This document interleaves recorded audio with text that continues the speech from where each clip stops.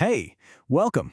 Today we're going to dive into a pretty simple but maybe slightly uncomfortable idea about what it really takes to win. The whole idea is called Tails You Win. Okay, so let me start with a question that's probably going to flip everything you've ever been taught about success on its head. We're always told, be right, avoid mistakes. But what if that's just wrong? What if you can have these massive, incredible wins that make all your other failures just disappear, like they never even happened? All right, to really get how this works, let's kick things off with this incredible story about one guy and, well, his secret to building a billion-dollar empire. So this is Heinz Berggruen. After fleeing Nazi Germany, he became one of the most legendary art dealers of the 20th century, putting together a collection valued at over $1 billion. So you gotta ask, was this guy just a genius? Did he have some kind of superpower for spotting amazing art? Well, the real story is way more interesting, and honestly, way more useful for us. See, here's the thing. Berggren's whole strategy wasn't about trying to pick only winners. Nope. He was more like an index fund for art. He just bought tons of it, a huge quantity. And the crazy part is, 99% of what he bought was, well, kind of worthless, unremarkable. But that other 1%, that was where the magic happened. We're talking Picasso's, Matisse's, the masterpieces. And that tiny, tiny slice of his collection, it was worth pretty much the entire $1 billion. And that story, Berggren's story, is like the perfect example of this thing called the long tail. It's this really powerful idea that in almost any field, a tiny, tiny number of things are responsible for almost all of the results. He didn't need to be right all the time. He just had to be spectacularly right a few times. Okay, let's look at another huge example, because this isn't just some weird thing that happens in the art world. This is like a fundamental rule of business and even creativity. So think about Walt Disney back in the mid-1930s. The company had already churned out over 400 cartoons. I mean, these were the shorts that built the whole brand: Mickey Mouse, Silly Symphonies. Just imagine that creative engine pumping out hundreds of films. But here's the kicker, the part that's going to blow your mind. Well, everybody loved these cartoons. Almost every single one of them lost money. A fortune, actually. The studio was basically on the brink of going under. And then, in 1937, along came these 83 minutes. That's it, the runtime of one single incredibly risky animated movie. People were actually calling it Disney's Folly. They were sure it would fail and sink the company for good. Of course, that film was Snow White and the Seven Dwarfs. And in its first 6 months, it made $8 million. I mean, that was an insane amount of money back then. Those 83 minutes, they didn't just turn a profit. No, they paid off every single debt from all those other 400 cartoons. They funded a brand new studio, and they turned Disney into the powerhouse we know today. It was one single event, one tale that paid for all of it. Okay, so we've seen it in art, we've seen it in movies, but what about finance? Well, it turns out that's where this whole power of tails thing gets really, really obvious. So let's take venture capital, right? The whole business of funding startups. You'd think these guys are pros at picking winners. But look at this. Out of 21,000 investments they made, almost 2/3 of them just failed, went to zero. Poof. So where do all those legendary VC returns come from?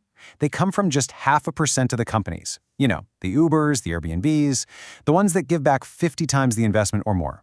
A few massive home runs pay for every single strikeout. And hey, this isn't just for super risky startups. This happens in the regular old stock market, too. Check this out. Since 1980, a full 40% of all the companies in the big Russell 3000 index were basically catastrophic failures. They lost almost all of their value. So where does all the growth in the market come from? It all comes from just 7% of companies that were just extraordinary, blowout winners. Once again, the tails drive absolutely everything. Okay, so if success is all about catching one of these rare giant wins, what does that actually mean for you and me? Well, it means the most important skill you can have isn't about being brilliant at predicting the future. It's something else. It's all about psychology. There's this great quote from Napoleon. He said a military genius isn't the guy who makes some spectacular, brilliant move. No. He said the genius is the guy who can just do the normal, average thing when everyone else around him is totally losing their minds. And that is the perfect way to think about long-term success in a world that runs on tails. And this table right here shows exactly why Napoleon was onto something. So you've got three investors. You've got Jim and Tom, who are trying to be clever, right? They sell when things get scary during a recession. But then there's Sue. And all Sue does is invest the same dollar amount every single month, no matter what. And after 100 years, look at that. Her dead simple, consistent strategy just crushes the other two.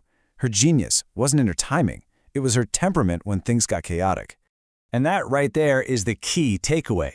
Your success over a lifetime isn't decided by what you do on an average day. It's decided by how you behave during that tiny 1% of days when it feels like the world is ending. Just surviving the chaos, that's what lets you stick around long enough to catch those massive tailwinds.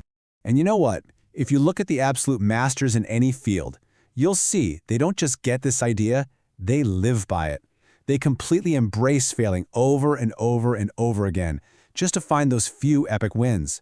I mean, look at Jeff Bezos. He dumped hundreds of millions of dollars into the Amazon Fire Phone, right?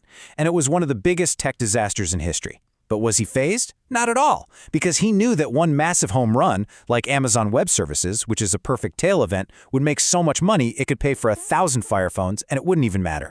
And it's the same thing in creative work. Think about a comedian like Chris Rock getting ready for a new special. He'll go to these tiny little clubs for months, testing out hundreds and hundreds of jokes. And guess what? Most of them totally bomb. But he's totally fine with that. He sees it as part of the process. He's not trying to get a laugh every time. He's hunting for the tails, those 10 or 15 absolutely killer jokes that are so good they make the whole special unforgettable. And maybe the most powerful example of all comes from the master himself, Warren Buffett. He's admitted that over his entire career, he's probably owned 400 or 500 different stocks.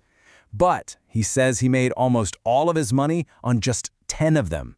Think about that. Just 10 massive winners made a whole lifetime of mediocre picks and even total strikeouts completely irrelevant. And this quote from another legend, George Soros, just nails the whole idea perfectly. It's not about how often you're right or wrong. That almost doesn't matter. What matters is the size of your wins versus the size of your losses. One huge win can just wipe out a whole lifetime of small mistakes. So that kind of leaves us with a final question to think about. Knowing that the world really does run on these tail events, where in your own life are you maybe playing it a little too safe? You know, where are you so focused on getting small, frequent wins that you're accidentally avoiding the kind of risk that could lead to a truly massive, life-changing success? Something to think about. Thanks for joining me.